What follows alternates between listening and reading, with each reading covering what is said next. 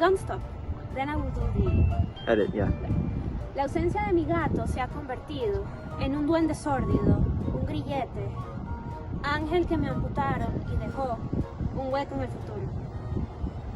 La ausencia de mi gato es un quasar y un documento.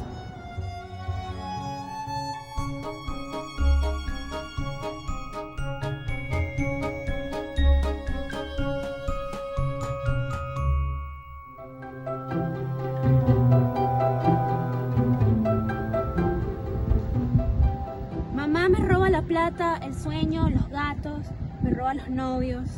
Mamá se queda con todo y tose. Mamá nunca se muere. Mamá quiere zapatos. Mamá siempre sospecha. Mamá jode más que un carro viejo. Mamá nació para embrujar la casa. Mamá fue bella y coge candela y no tiene futuro. Mamá se mueve como una medusa químicamente pura y sin arco narrativo. Pura estela. Mamá acosa a los pájaros, ignora los planos celestes y asedia. Mamá escarba, puja, muge, flota en el reverso y mata el arco iris por la cabeza. Mamá come culebras y afianza un imperio mullido. Mamá teme la justicia y de noche dice que el Miguel Arcángel le pasa la mano. Mamá aguanta la lluvia nuclear y decide quién puede dormir.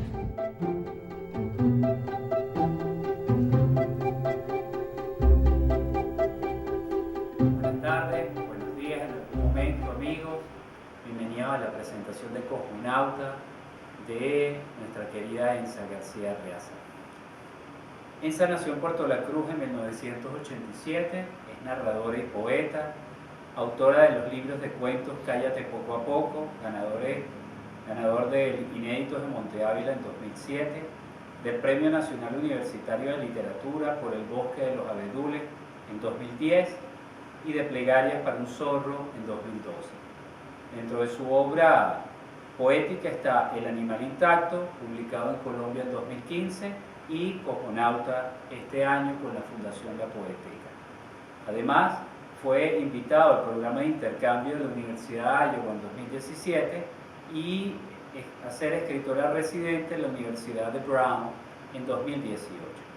Los presentadores del evento de hoy son Oriel De Angelo, poeta con estudios en DePaul University y con una maestría en escritura creativa por la Universidad de Iowa, en donde todavía reside. Es autora del poemario Cardiopatías, ganadora del libro del concurso de autores inéditos de Monte Ávila en 2014. Y además ha sido antóloga y editora y fundadora de diferentes proyectos editoriales. Y por último, Alejandro Martínez, graduado en Letras en la Universidad Católica Andrés Bello y candidato al doctorado en español y portugués de la Universidad de Princeton en Estados Unidos. Bienvenidos todos, adelante. Concluye en este día maravilloso con ustedes. Estoy muy feliz de ver caras tan queridas. Oriana, Elena, las veo por allí. Qué belleza. Y pues nada, de nuevo quiero dar las gracias, quiero seguir dándole las gracias a la Poeteca por esta oportunidad extraordinaria, por haberme abierto las puertas de esta casa maravillosa. Hace meses, cuando recibí la invitación para presentar un manuscrito, no lo podía creer. Estaba muy contenta, muy orgullosa de recibir esa invitación, porque yo veía pues el catálogo de la Poeteca, veía el trabajo de la Poeteca y me sentía contenta y entusiasmada, sobre todo porque para mí la Poeteca es una de esas insignias que nos recuerda que hay que seguir trabajando, que somos más los que creemos en nosotros mismos, en el país, en lo que podemos hacer juntos. Y pues nada, por un instante incluso dije, bueno, no, realmente no tengo nada digno de esta oportunidad. Y recuerdo que pasé esa tarde. Bueno, sí, maravilloso, pero creo que voy a decir que no, porque no es posible. Eh, pero al final lo hice bueno, ver el resultado después de este maravilloso proceso editorial, pues me llena de muchísima alegría y de muchísimo orgullo.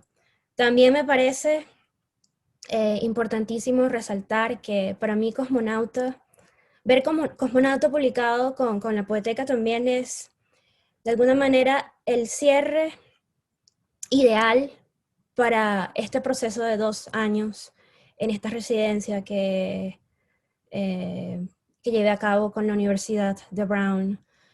Siento que, pues sí, que estuve estos 2 años allá precisamente para darle vida a este proyecto en particular. Por supuesto que me ocupé de escribir otras cosas, pero creo que ninguna fue tan relevante como este poemario y de nuevo, para mí es un honor tremendo que este poemario exista justamente aquí con ustedes. De modo que gracias. Gracias por hacerlo posible.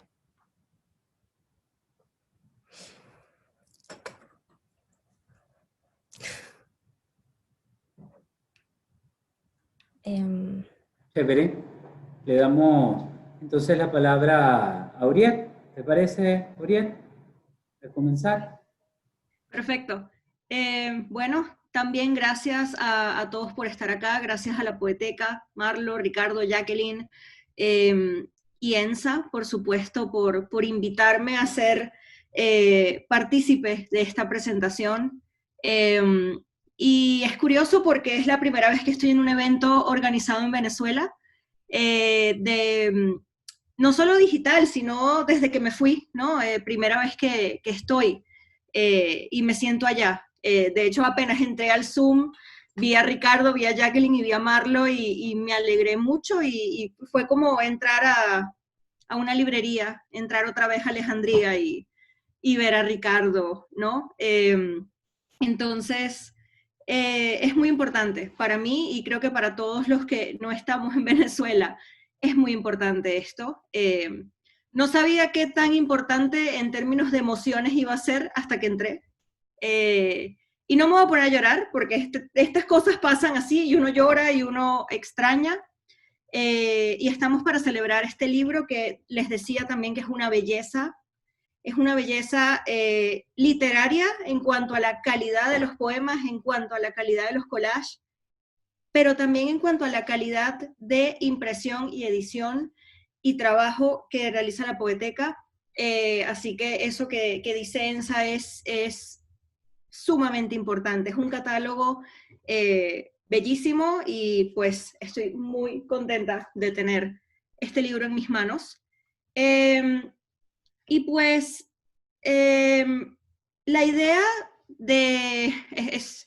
la idea de empezar la presentación de este libro es no solo leer algunos de sus poemas, sino iniciar una conversación, ¿no?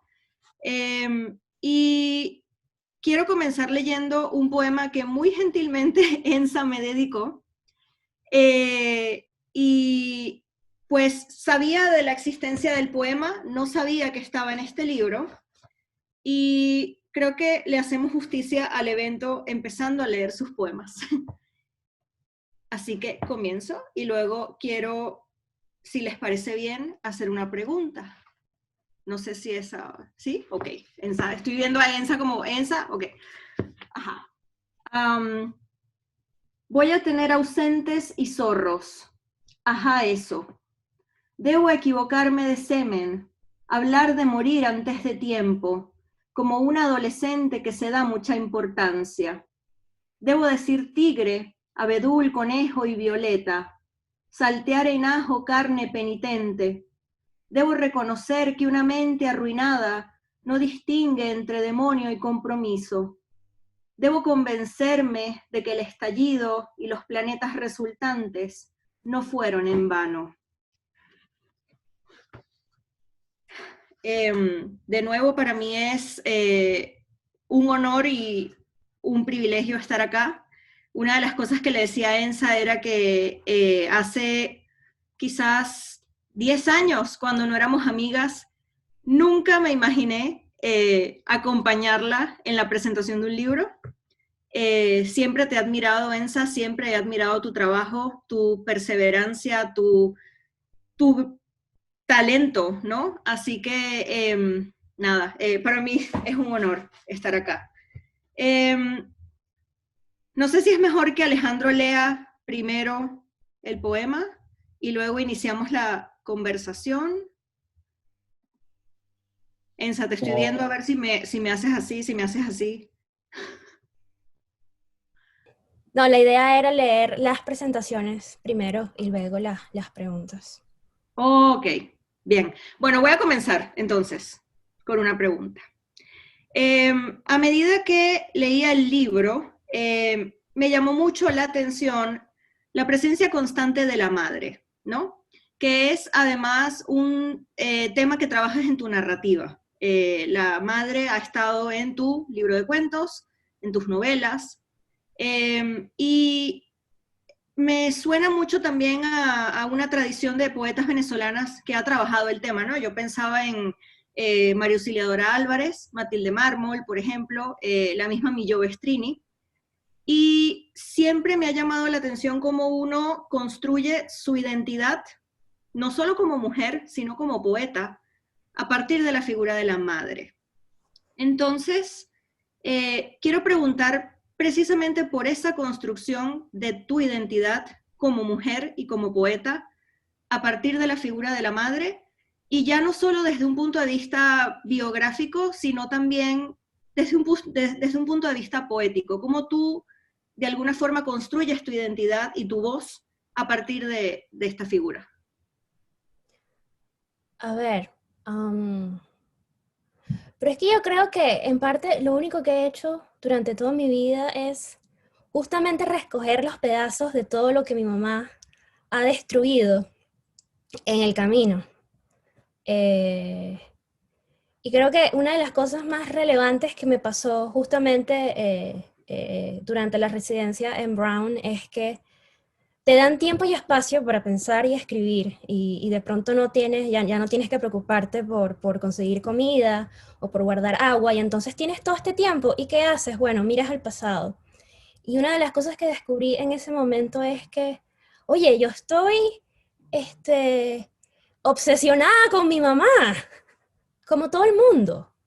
Eh, y para mí siempre ha sido fundamental conversar con otras mujeres a propósito, pues, de, de esto. Qué difícil es ser la hija de una mujer, qué difícil es tener una mamá, y en general, qué difícil es tener una familia. La figura de la familia es algo fundamental en toda mi obra literaria. Estoy escribiendo una novela que puede tratar sobre muchas cosas, pero básicamente es sobre, sobre una familia. Y entonces creo que sin duda la figura de la madre y por supuesto mi propia madre, mi mamá, han sido figuras fundamentales. Decía en una entrevista hace poco que yo recuerdo que quizás para mí uno de los momentos en que sentí que tenía algo que decir fue cuando me di cuenta en el colegio, en segundo grado creo, cuando me di cuenta de que había algo diferente en mí.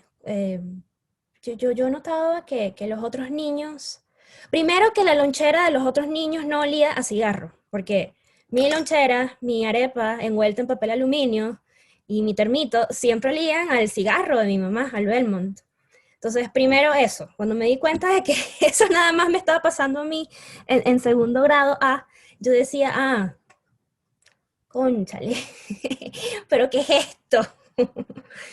Y luego darme cuenta de que los otros niños no estaban aterrorizados como yo.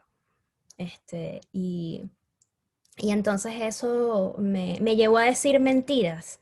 Esa fue una de las primeras mentiras que dije en mi vida, que era negar que estaba asustada, que era negar que mi mamá era rarísima y que siempre estaba molesta. Y, y en suma, sí, yo quisiera decir, yo soy escritora justamente porque desde el principio estaba buscando la manera más sana de relatar lo que estaba pasando en ese mundo privado que era mi casa. De modo que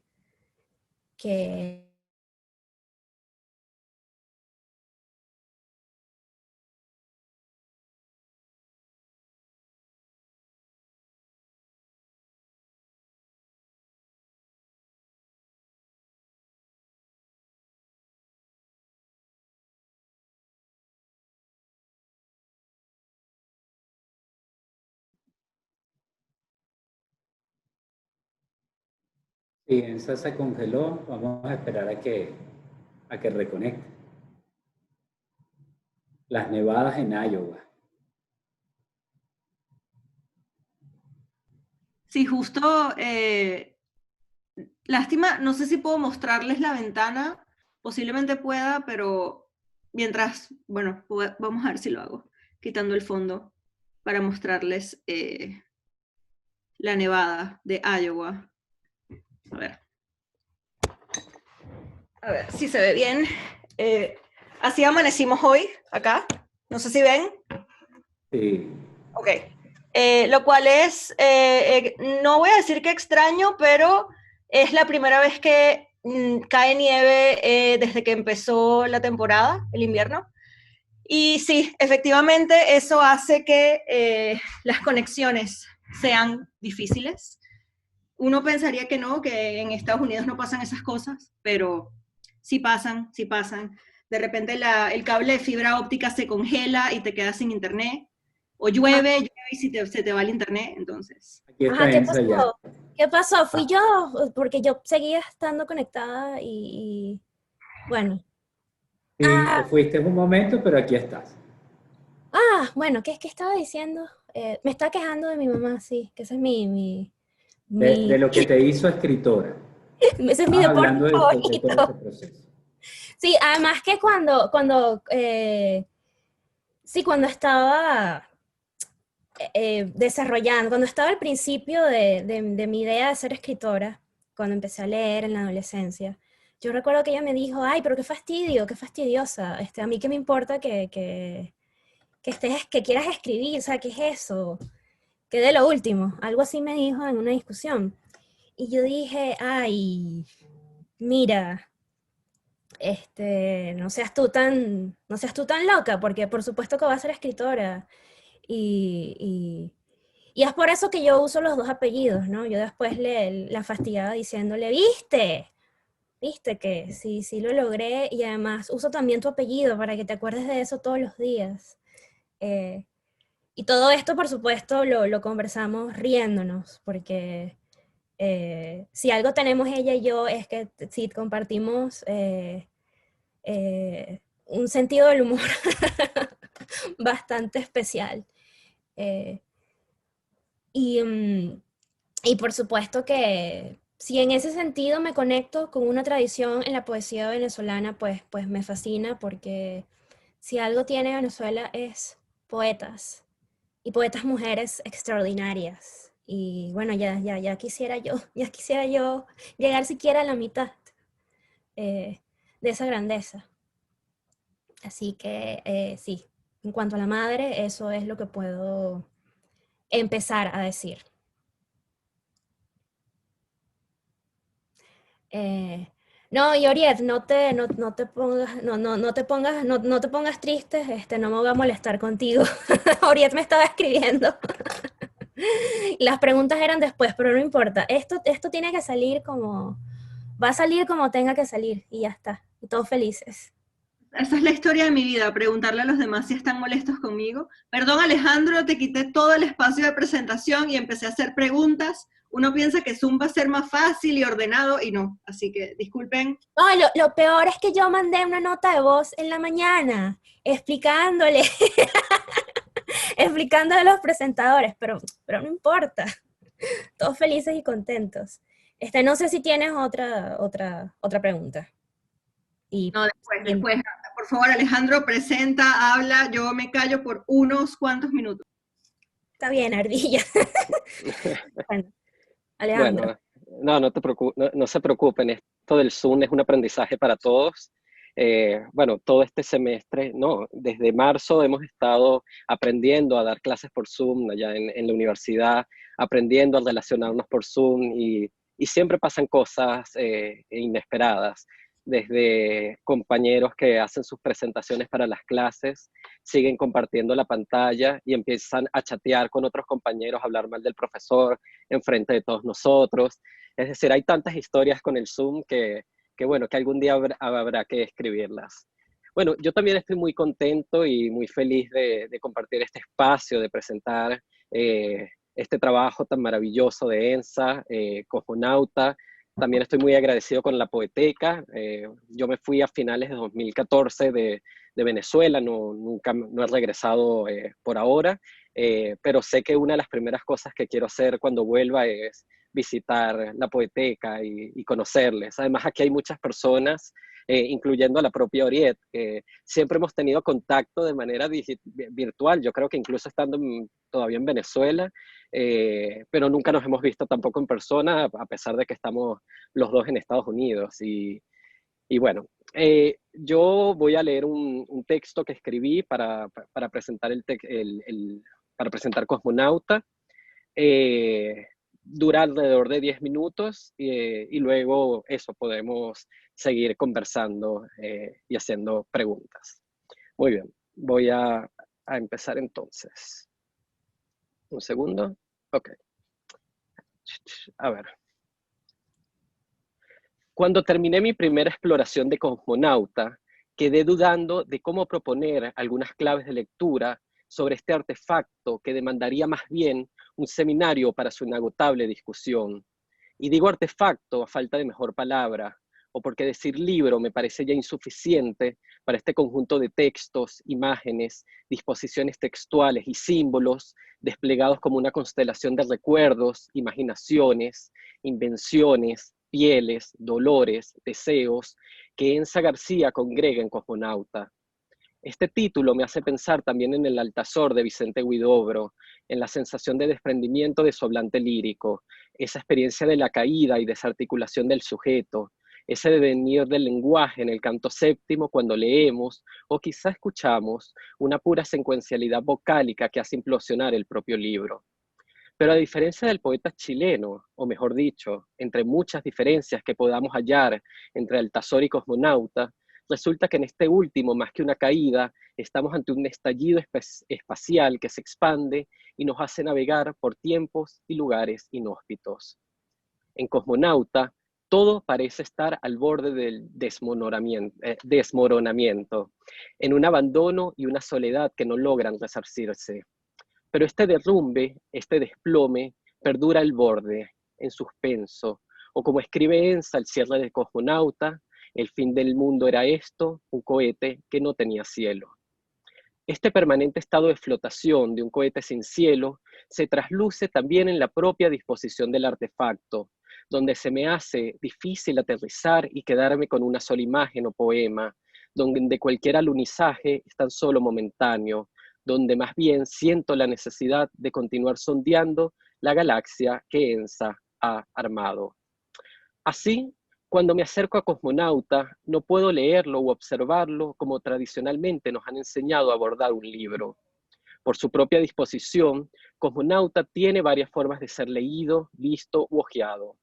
Podemos leerlo, claro está, desde la primera a la última página, en un orden secuencial quizá engañoso, acordes a una normatividad editorial en la que pueda figurar como libro.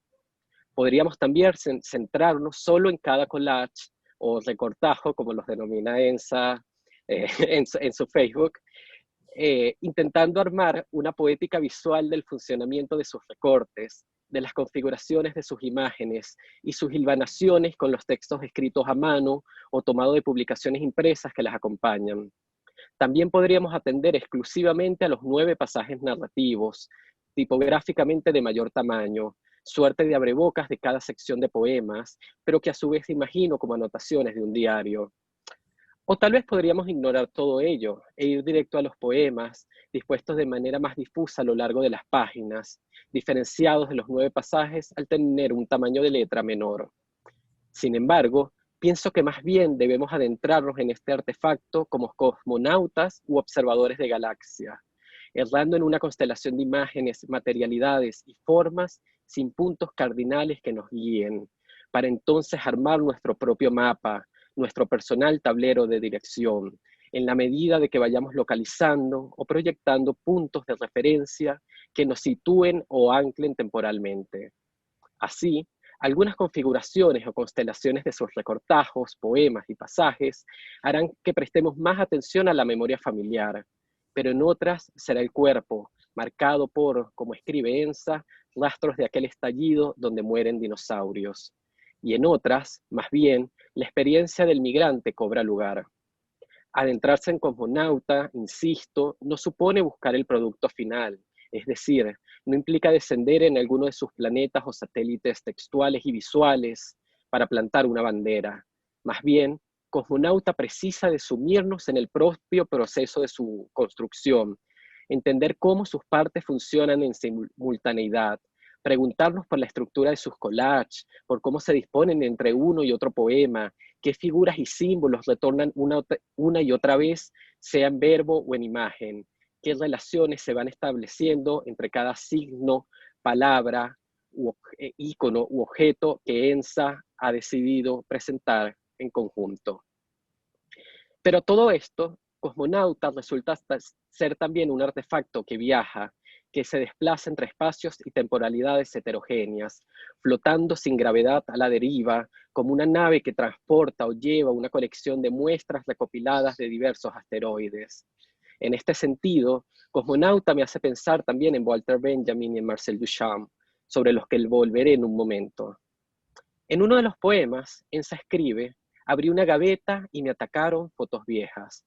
Y pienso que allí radica una de entre las varias claves de Cosmonauta, la imposibilidad del desecho, de abandonar del todo ciertos objetos, ciertos recuerdos, ciertas ideas, ciertos mitos, el regreso tal vez ominoso, tal vez destructivo, de un pasado hecho imagen, de un tiempo remoto hecho verbo.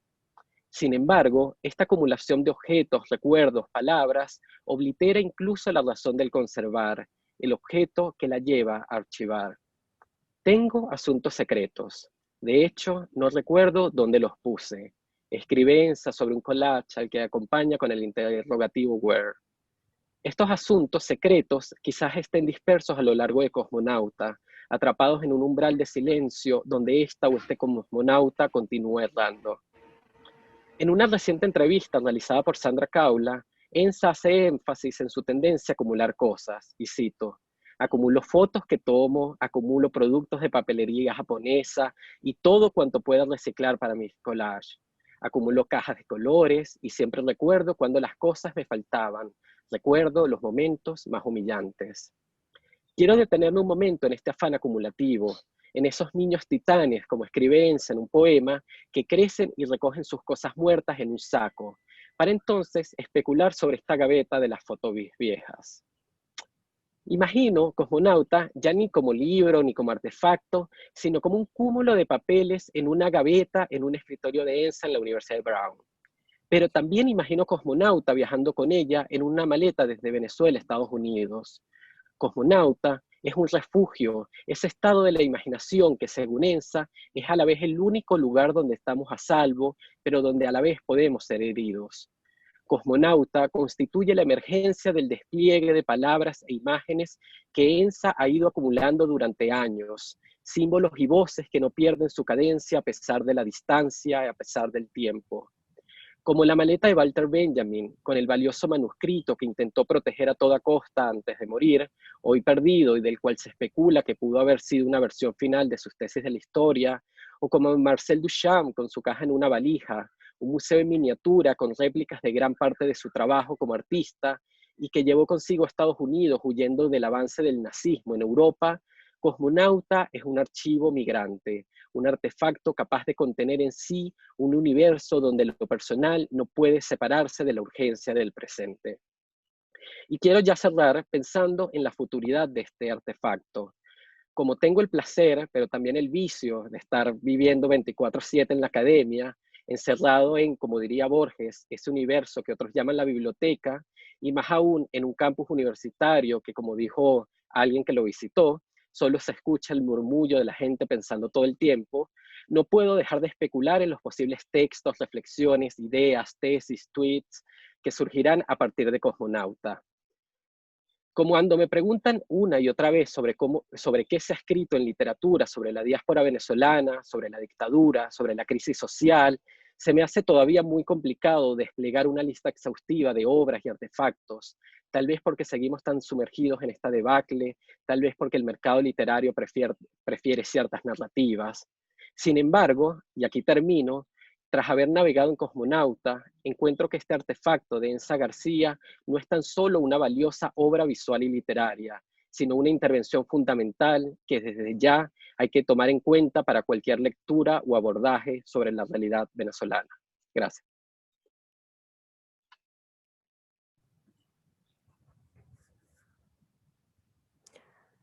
Bueno, me perdí unos minutos, me parece, un minuto y medio, algo así. Eh, pero bueno, ya tendré oportunidad de volver sobre ese minuto. Y estoy muy conmovida, Alejandro. Estaba tomando notas de algunos detalles y creo que va a ser maravilloso luego conversar contigo sobre ciertas cosas, sobre ciertas observaciones. Bueno, como Oriet ya rompió el celofán de las preguntas, entonces yo creo que sería adecuado continuar contigo, Alejandro. Gracias. Luego volvemos con Oriet. Bueno, como dije, hay tanto que se puede conversar y pensar sobre Cosmonauta, pero creo que sería interesante si nos pudieras contar un poco, dijiste que fue una invitación también de la Poeteca para tener una publicación en su editorial, pero ¿cómo fuiste armando Cosmonauta? Pues bueno, hay muchos poemas, collage, imágenes, era un proyecto, algunas ideas que ya tenías desde antes de irte, fue algo que se dio más en la Universidad de Brown, hubo lecturas que marcaron un poco la idea de cómo construir también Cosmonauta. Sí, Cosmonauta ya existía como libro y empezó a existir como libro desde que estaba durante mi última temporada en Venezuela, cuando regresé en 2017, en diciembre de 2017, luego del International Writing Program acá en Iowa. Y esos poemas pues empezaron allí, en esos 9 meses que estuve. Y existían como libro, pero no se llamaron Cosmonautas, sino hasta que me presentaron la oportunidad de presentar un libro. La figura del cosmonauta estaba allí, en 2 poemas. Y, y claro, con la emoción, con la alegría con la posibilidad de ver materializado el libro en un lugar tan importante como la Poeteca, pues me sentía a pensar que era todo aquello. Y cosmonauta de alguna manera, la palabra, el concepto también es un homenaje a Brodsky, a Joseph Brodsky, que es algo así como mi ángel guardián, y cuando lo digo tiemblo porque creo que a él le sacaría la piedra que lo llamara ángel guardián. Para mí Brodsky ha sido pues una oportunidad de dialogar conmigo misma siempre, y sobre todo porque era pues de alguna manera el profeta, ha sido el gran profeta de mi vida hasta ahora. Esto se lo comentaba a Sandra Caula en la entrevista que generosamente me hizo. 2015, 2016 estaba en medio de un apagón, harta, por supuesto, y leía los ensayos de Brodsky y leía este maravilloso ensayo, Una habitación y media. donde él pasaba revista pues a sus años en la casa de los padres y en cómo no los vio nunca más, en cómo tuvo que irse, en cómo ellos nunca lograron el permiso para ir a visitar los Estados Unidos. Y yo estaba muy, muy conmovida, por supuesto. Sobre todo porque yo leí este libro, había leído este libro de ensayo, Menos que uno. Y claro, ese libro es básicamente un monumento a la poesía rusa precisamente por el modo, por estos ensayos en que él afronta esta poesía y ofrece sus impresiones. Eh, pero no fue sino hasta que llegué a esa parte, a este ensayo sobre sus padres, que finalmente tuve, em, que finalmente tuve una visión clara de quién era él, que era también un niño que quería a su papá y a su mamá. Y yo decía, este hombre tan brillante, tan duro, tan arrogante, tan complicado, tan por encima de todo, es básicamente un niño que se queda mirando los cuervos que llegan a su jardín porque piensa en papá y mamá. Y no lo podía creer. Y me sentía muy afortunada de haberme dado cuenta de eso. Y en ese momento empecé a preguntarme, pero bueno, ¿será que eso es lo que tengo que hacer? ¿Será que voy a estar aquí en algún momento, en sus zapatos? Porque yo no veía posible irme de Venezuela, no estaba en mis planes. Y efectivamente terminó pasando y he terminado viviendo en Estados Unidos y, y pues nada, siento que de algún modo cuando escribo sigo dialogando de alguna manera con ese momento. Y cosmonauta, por supuesto, ya eso iba. O sea, fue la gran oportunidad para materializar ese homenaje, para darle las gracias, para darme las gracias a mí misma también, eh, por haber logrado, ese desplazamiento. Y gracias a Brodsky que entonces me ha acompañado en ese proceso de irme y de seguir regresando, porque de eso se trata el libro también, creo yo, en el fondo, de siempre regresar. No sé, Alejandro, si con eso respondo. Creo, No, tu pregunta además creo que tenía varias partes y ahora estoy hablando de Brodsky y ya se me olvidó todo lo demás. no, pero es fantástico, pero aprovechando que mencionas un poco Estados Unidos, tu experiencia ahora de vivir en los Estados Unidos, estudiar, escribir, eh, quedarte en los Estados Unidos, podrías contar un poco, pues bueno, también Orieta y yo estamos haciendo nuestro doctorado, pero quizá la experiencia de doctorado es muy distinta a la experiencia de estar en una universidad más como Brown, tan prestigiosa, como escritora invitada. ¿Qué te preguntaban, por ejemplo? A mí, no sé, siendo venezolano, siempre me preguntan, pero bueno, y el chavismo y Maduro y no sé qué, pero ¿por qué? Como que siempre salen esas típicas preguntas y por otro lado también he sentido, aunque eso ha ido cambiando un poco, que la literatura venezolana ahora se está conociendo más porque también hay muchos académicos, profesores en universidades, pienso en propio Javier Guerrero en mi universidad en Princeton, Natalie Busagro en Northwestern y así, y bueno, somos muchos estudiantes de doctorado venezolanos en los Estados Unidos que estamos también aportando un archivo que quizá no era tan conocido. Bueno, me estoy yendo para todos lados, pero ¿cómo fue un poco tu experiencia de presentarte como escritora venezolana también? ¿Qué sabían, qué no conocían? Sí, claro, fundamental eso porque mis dos experiencias en estas universidades no han sido estrictamente académicas porque no he venido por estudios formales. He venido invitada siempre como escritora en residencias creativas. Y por un lado, por supuesto, es un privilegio enorme.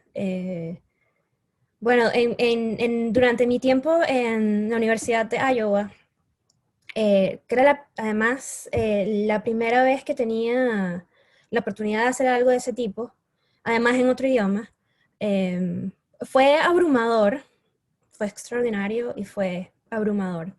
Sobre todo porque fue una de las primeras veces que tuve la oportunidad de enfrentar qué había pasado con la realidad fuera de Venezuela. Fue muy doloroso, fue traumático. Pero en fin, ¿qué vamos a hacer? Fue lo que fue y luego acá en Brown, de nuevo, un privilegio extraordinario, sobre todo porque inicialmente me habían invitado por 1 año y luego decidieron extenderlo. Y además, muy importante resaltar que mi experiencia en Brown fue muy particular porque esta residencia creativa tenía pues una carga muy específica porque era un programa diseñado para recibir por 1 año a un escritor en peligro. Y en ese momento de postularme, yo no tenía, la verdad es que no tenía grandes expectativas, porque claro, leyendo la trayectoria del programa y leyendo a quienes habían estado participando, yo pensaba, bueno, Venezuela está en crisis y lo sabemos, pero yo no estaba en prisión, no me han caído a palos todavía. Y aunque tuve algunas experiencias un tanto aterradoras cuando estuve escribiendo artículos para la revista Clímax, digamos que no, yo sentía, bueno, no sé si lo que me ha pasado, si el modo en que estoy en peligro es lo suficientemente valioso para el estándar del programa en esta universidad. Entonces, cuando resulto seleccionada, pues para mí fue muy, muy importante, por supuesto, porque no era solamente un reconocimiento a mí como escritora, sino también un reconocimiento sobre la crisis venezolana. Porque si bien no había estado en prisión, si bien no me habían caído a palos, es cierto que la vida del venezolano, no digamos un escritor, pero la vida del venezolano está constantemente en peligro. Y somos todos víctimas de un régimen criminal que de alguna manera nos ha tenido en prisión y que nos ha caído a palos. Entonces, eso ciertamente convirtió la experiencia en este programa en otra cosa, porque también llegas acá con la carga de que, ¿sabes? Empiezan a usar palabras como exiliado, como víctima, lo cual es cierto. Pero creo que una de las cosas más importantes que me pasó durante esa residencia es que tuve tiempo para pensar que quién era yo, más allá de mi posición de víctima. Porque por supuesto que todo giraba alrededor de la situación venezolana. Era yo dando la cara no solamente como escritora, sino como una víctima de esa situación. Y por momentos era abrumador, era confuso, porque ¿cómo enfrentar todo eso sin renunciar a tu propia individualidad? ¿Cómo ser la cara de la crisis venezolana sin dejar de ser Ensa, sin dejar de ser esa escritora con un mundo privado, con un mundo propio? Y por otro lado puedo decirte que también tuve momentos en los que me enojé muchísimo, porque uno se encuentra gente que no ha pisado Venezuela, que ha leído un par de artículos y que te quiere explicar qué es lo que está pasando en Venezuela. Y en varias oportunidades yo me encontré a punto de tirar tragos y de decir 4 barbaridades, como que señora, cállese, porque obviamente usted no sabe lo que está hablando. Y gente que te decía, por ejemplo, no, bueno, es que Chávez tenía un proyecto social pero bueno, él se murió y lamentablemente la cosa se fue por otro lado. No, porque es que la culpa es de Maduro. No, pero mejor era, creo que mi parte favorita era cuando me decían, no, es que las sanciones.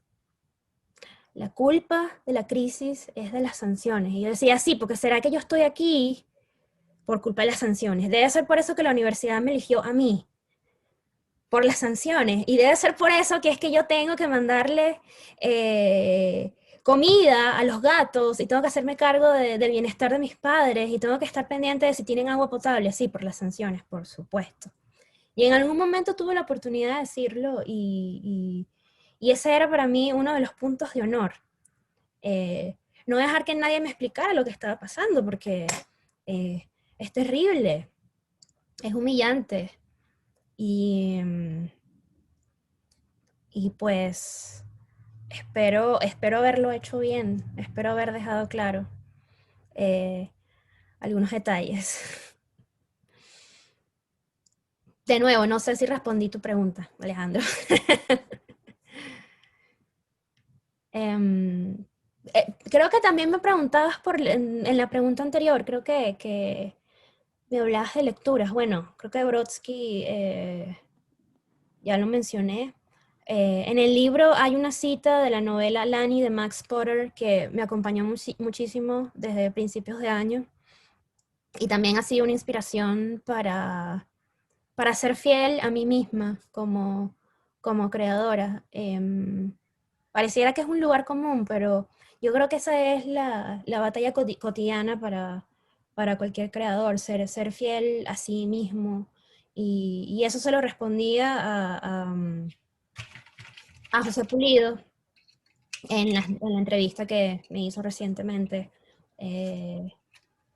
Para mí es fundamental el amor y el desprecio que llego a sentir por mí misma, y es fundamental complacer ante todo a lo que supongo yo es mi mundo interior y a lo que quiero decir, no a lo que se espera.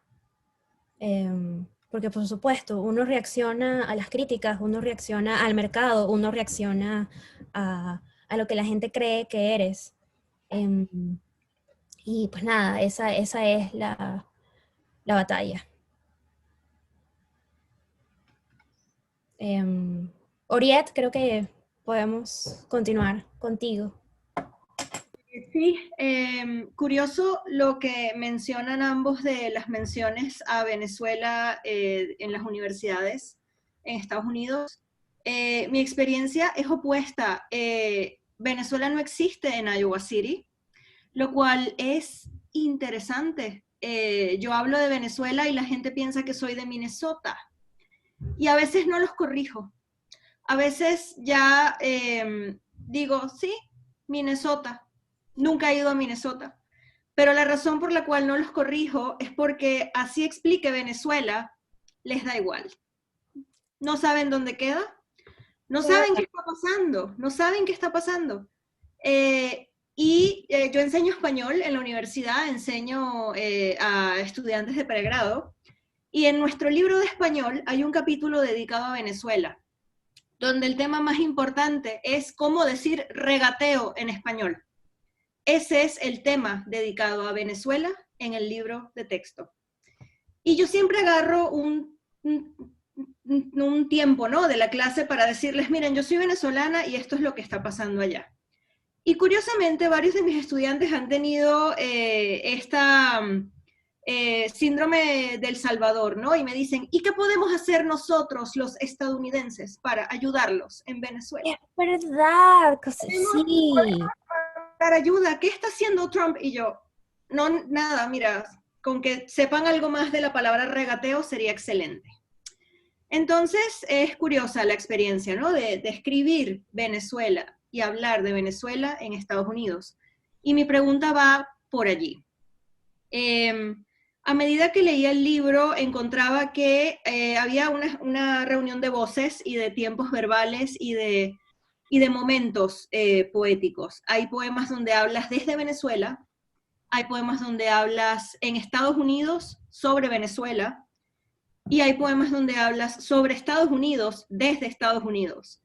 Y entonces mi pregunta es, ¿cómo te enfrentaste a la escritura de Venezuela en Venezuela y desde Estados Unidos? ¿Tú piensas que hay algo en el proceso que cambió en tu forma de, vamos a decir, narrar poéticamente Venezuela, haciéndolo allá y haciéndolo acá en Estados Unidos? ¿O piensas que el proceso y la manera de enfrentarte al poema y al tema es igual? No, no es igual, nunca nada es igual. Sobre todo porque yo creo que la linealidad no existe en la memoria. eh, y todo este asunto va de la memoria, sin duda, que es lo único que uno tiene al final. Em, a ver,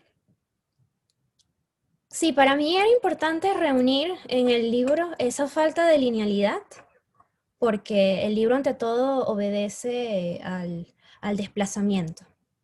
Em, Cuando yo regresé a Venezuela, luego de esa temporada acá en Iowa, obviamente ya no era la misma.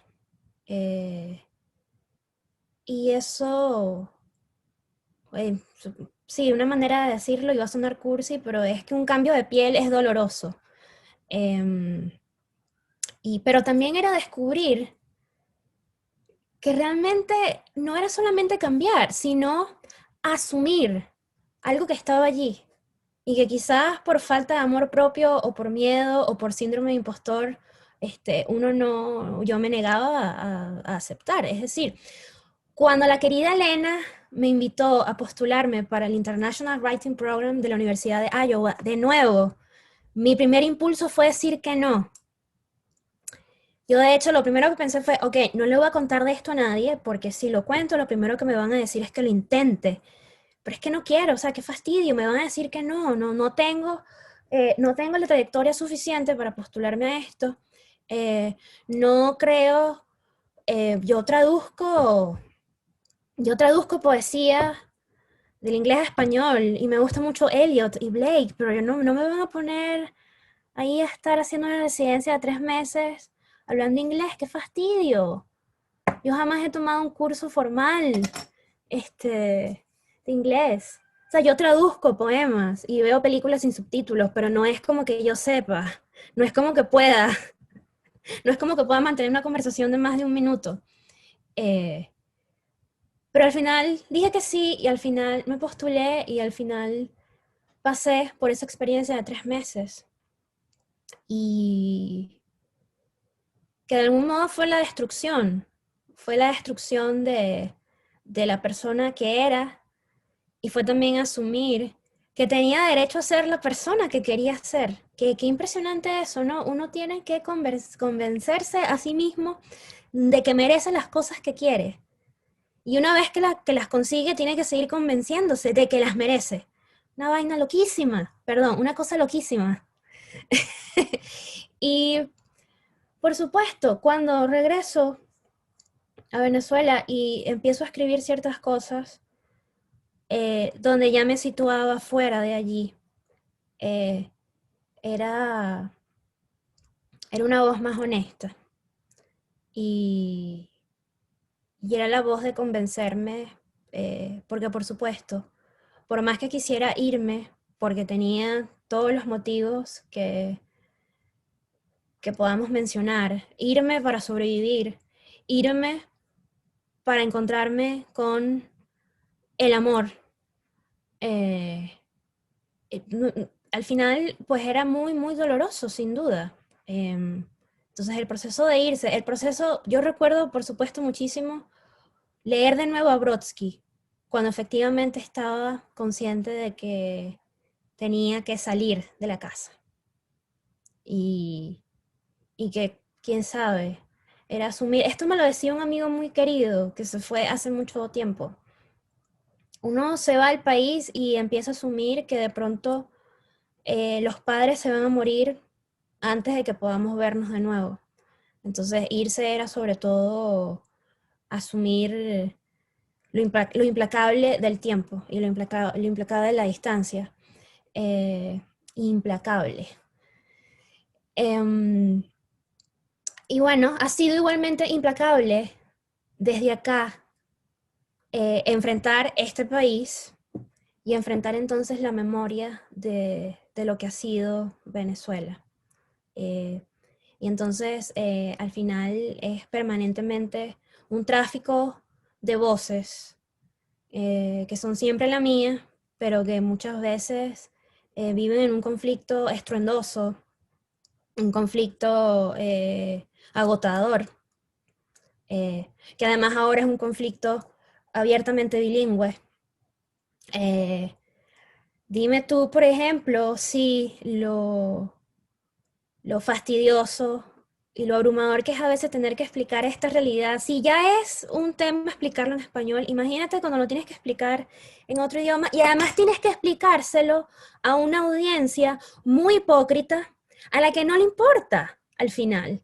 No le importa, pero está siempre lista para explicarte, porque leyeron dos titulares y por supuesto todo se reduce a lo que haga o no haga el presidente norteamericano de turno. Eh, Recuerdo yo un día que, bueno, casi que caigo a gritos a una persona en la calle, una estudiante de doctorado en Brown, que mira, me llegó con este tonito perdonavidas tan terrible. em, que ella había leído las noticias y que obviamente Guaidó era un títere de Trump y que cómo era posible que todo eso estuviera pasando y, y no me dejaba hablar, que era lo peor. Pero ella estaba muy segura de lo que estaba pasando y yo decía, pero qué locura. Eh, Porque esa es otra cosa que yo agradezco. Yo he pasado por estos programas y tuve la oportunidad de de conocer personas que también cargan con otras tragedias, porque eso también es muy importante, ¿no? Venezuela no es el centro del mundo y no es la primera vez que esto sucede. Y, y entonces yo he agradecido muchísimo que me ha tocado quedarme callada y me ha tocado escuchar cuando otra persona habla de lo que ha sucedido en su país. Y uno a veces también tiene que aprender cierta será humildad en medio de la tragedia, es decir, humildad es reconocer que, bueno, estamos todos juntos en el despelote de tener países, de tener tragedias, de tener orígenes, de tener conflictos. Y, y yo sí agradezco ese ejercicio de quedarme callada y escuchar cuando una persona está dando cuenta de lo que ha sido cargar con su nacionalidad, con su país y con su propia tragedia. Y siento que muchas veces yo no he contado con el mismo respeto y da mucha rabia. Y, y bueno, yo no digo en todo caso que esto sea exclusivo de la gente en este país, no digo que sea exclusivo de los estadounidenses, pero hasta ahora esa ha sido mi experiencia y es verdaderamente a veces muy desagradable. Sobre todo porque yo he pasado acá este tiempo, ya tengo 2 años, y yo soy incapaz de intentar explicar qué es lo que está pasando acá. Cuando me piden mi opinión, trato de ser lo más prudente posible, porque me siento absolutamente recién llegada y, y creo que, y creo que es importante respetarnos. Eh, Oriet, no sé si tienes algo más eh, que preguntar. Eso responde muy bien lo que pregunté. Así que no sé si, veo que hay una pregunta en el chat, pero no sé si Alejandro tiene otra pregunta o qué vamos a hacer ahora. Sí, creo que es Alejandro. Alejandro puedes tener una pregunta más. No, bueno, yo creo que para darle también a los participantes la oportunidad de conversar contigo y preguntarte, eh, leo la pregunta para, bueno, Claudia Noguera pregunta, ¿cómo es el trabajo de los collages? ¿Qué viene primero, el poema o el collage? Hola Ah, Claudia. bueno, y para conectarlo con la Claudia, perdón, también tú has pasado un poco de la narrativa a la poesía también al trabajo con lo visual, porque no solo los collages, sino también la fotografía. Te he visto que tomas muchas fotos también. Entonces quería, a lo mejor si podías contar un poco más sobre por qué ahora lo visual es tan importante para tu trabajo. Vale, bueno, para empezar con Claudia. Hola Claudia, gracias por estar acá y por preguntarme. ¿Qué viene primero? A ver, yo creo que es un trabajo simultáneo. Eh, yo a veces, en ese tiempo en la residencia en Brown, llegué a sentirme profundamente culpable y hasta avergonzada porque había días en que no escribía, sino que estaba picando papel. Y mi respuesta a la pandemia, en parte, fue comprar más papel, fue comprar más cajas de colores, fue comprar más libretas y atrincherarme a acumular. Em, para mí toda producción visual siempre ha estado allí presente desde que recuerdo. Eh, y en el caso de Cosmonauta, diría que inconscientemente todo estaba sucediendo a la vez porque sabía quizás o quería creer que todo iba a terminar en ese mismo lugar. Cuando yo presenté el libro, no presenté el material gráfico, fue una sugerencia de Jacqueline, y las dos comentábamos, bueno, era como, como el paso más evidente, pero no sé por qué ninguna lo dijo un poco antes, porque recuerdo haber hecho un collage que era como la insignia del cosmonauta, que es el cosmonauta que ha estado presente en la promoción del libro. Y bueno, yo espero, yo creo que ese seguirá siendo mi método de trabajo para la escritura de la novela. Yo también diría que hay ilustraciones, aunque no las hacía en el momento, no era que estaba ilustrando un capítulo en especial, pero es que yo no puedo vivir sin picar papel y sin hacer dibujos. Yo recuerdo llegar del colegio, de nuevo, cuando estaba en segundo, tercer grado, y a mí me reconfortaba muchísimo tener un cuaderno aparte, porque además a mí siempre me vigilaban que no malgastara los colores y que no rayara las páginas de los cuadernos para cosas que no eran hacer las tareas. Y entonces, para mí, el cuaderno es sinónimo de salvavidas. Eh, para mí, para mí el libro sucede allí, sobre todo. Todo libro que quiera escribir o que termine no escribiendo, pero sí, para mí un cuaderno es un artefacto de contención, de acumulación y de, y de seguir viviendo. En cuanto a la fotografía, de nuevo, eso ha sido también una pasión que ha estado allá, que ha estado allí desde siempre, solo que mientras estuve en Venezuela nunca tuve la oportunidad de comprarme una cámara o, o de hacer un taller. Yo cuando estaba en la universidad soñaba con tomar alguno de los cursos de Roberto Mata. Eso me hacía sufrir muchísimo. Y una vez intenté comprarme una cámara con alguien que iba a viajar a Estados Unidos y no se pudo porque tenía que pagar la residencia. Tenía que tratar de no morirme de hambre. Eh, y, y bueno, yo luego seguía tomando fotos con la tableta o con cámaras prestadas y finalmente llegar acá y poder hacerme con el equipo y tomar cursos y conversar con fotógrafos, pues ha sido eh, de lo mejor que me ha pasado. Alguien me decía, algo que ha sucedido es que fotógrafos de gran trayectoria, y no quiero sonar arrogante, pero lo voy a decir, me han dicho cosas muy amables sobre la foto que estoy haciendo y me han apoyado, me han incentivado que siga y me han mandado material de apoyo. Pero gente que no toma fotos de nada, que no sabe un carrizo de fotografía, viene y me dice, ah, ahora estás tomando fotos, es que también quieres tomar fotos, es que quieres hacerlo todo. Mira, sí, será que sí, será que quiero hacerlo todo. Y espero hacerlo todo, porque espero no morirme, yo creo que lo peor que me puede pasar es no hacer un carrizo. porque además eso siempre fue una de las, que creo que para todos ha sido una de las grandes batallas en estos últimos 20 años de ser venezolanos, de no perder la oportunidad de hacerlo todo, aún teniendo todo en contra. Eh, y creo que tomando fotos es donde, donde más consigo razones para seguir viviendo.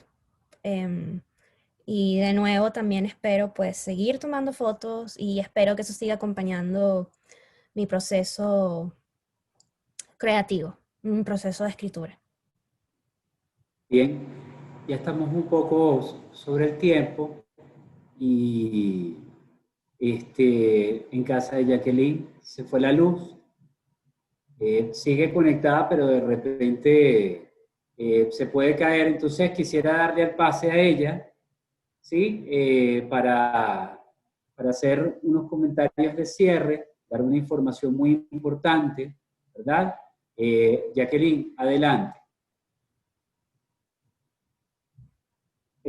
Tienes que abrir el micrófono.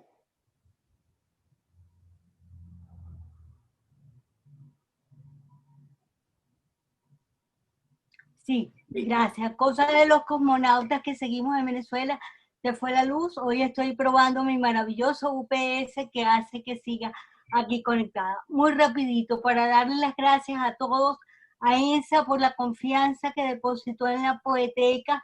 Desde el principio, ella misma lo dijo, en varios momentos ha sido un proceso de fuimos discutiendo palabras, dónde poner las imágenes, todas las cosas. Y yo entré rápidamente aterrada porque quiero darle las buenas noticias de que, me desconecté. En fin, creo que me sigo yendo. Les doy la buena noticia de que el libro está ya disponible en nuestra página web de la Poeteca para su descarga libre y gratuita. De todas maneras, esto no quita de ninguna manera la experiencia en papel. Confieso que yo no lo tengo en mis manos. Creo que voy a ir corriendo esta tarde para casa de Elena a verlo. El libro es una experiencia, porque es un artefacto, porque es un objeto, porque es otra cosa. Pero de todas maneras, para quienes no lo podemos tener todavía en papel, estará en la Poeteca dentro de poco. Está ya disponible en nuestra página web. Ahí les estoy dejando el link y sería un gusto que lo reenvíen y que muchos tengan la oportunidad de ver este precioso libro. Tenemos a Valesca Belisario aquí en línea, a quien le debemos ese diálogo maravilloso entre ENSA, el libro, los textos, las imágenes. Es un todo. Es un todo que creo que tiene todo el sentido del mundo, es lo que van diciendo los tiempos, somos cada vez más visuales y sus poemas lo son. Es la razón de esos textos allí. Sigan ustedes, yo sigo por aquí a ver cuánto más aguanta el UPS. Gracias a todos. Bueno, oye, muchísimas gracias, Ensa. Oye, para nosotros ha sido un gustazo tenerte, pues por supuesto, ahora en nuestro catálogo y a toda esta maravillosa conversación que hemos tenido el día de hoy. Muchas gracias a ti, Oriet, por tu presencia, por tus palabras, y a ti, Alejandro, también en especial. Muchas gracias a todos los que nos han acompañado en la tarde de hoy, en la mañana de algunos, en la noche de otros. Gracias de verdad. Los invitamos, como dijo Jacqueline, ya pueden ir a nuestra página, pueden descargar el libro de ENSA para leerlo, para disfrutarlo, y aquellos que, por supuesto, lo quieran impreso, lo pueden comprar a través de Amazon. Hoy, hace 2 años, presentamos por primera vez los libros de la Poeteca. Se repite 2 años después con esta presentación del libro de ENSA. Es como ya nuestra fecha mágica y es lo que nosotros llamamos nuestra fiesta de Navidad, ¿no? Estamos todos juntos en esta celebración, junto a ENSA, a partir de este libro, a partir de las imágenes y a partir de todo lo que este poemario nos da y nos transmite. Muchísimas gracias a todos por estar, por acompañarnos. Gracias Valesca, Hernán, Jaber, siempre tan cercanos. Saludos a Ricardo, mi tocayo, Ricardo Sie, por supuesto, Claudia, Pamela, Seymar, todos los que nos han acompañado en la mañana, la tarde de hoy. Ginette, qué gusto haberte visto. Erika, Bordeaux Coité, tantos, ¿verdad? Muchísimas gracias de verdad. No sé si quieres decir unas palabras finales, Ensa, ¿sí? Darnos la bendición. No, bueno, feliz Navidad. ¿Y qué otra palabra cabe aquí sino gracias? Yo estoy muy feliz de haberlos tenido acá. Y ¿qué te digo? Qué alegría tan grande. Y espero, bueno, que nos sigamos encontrando en la lectura, en la literatura, en los próximos proyectos de la Poeteca para este próximo año, y que sigamos triunfando en contra del mal. Esa es la bendición que puedo dar para todos. Seguir triunfando en contra del mal. Buenísimo. Muchas gracias a todos. Sí, pronto lo debemos estar montando en YouTube. Les avisamos a través de nuestras redes cuando puedan ver entonces el encuentro. Muchas gracias. Cuídense mucho. Igual, cuídense.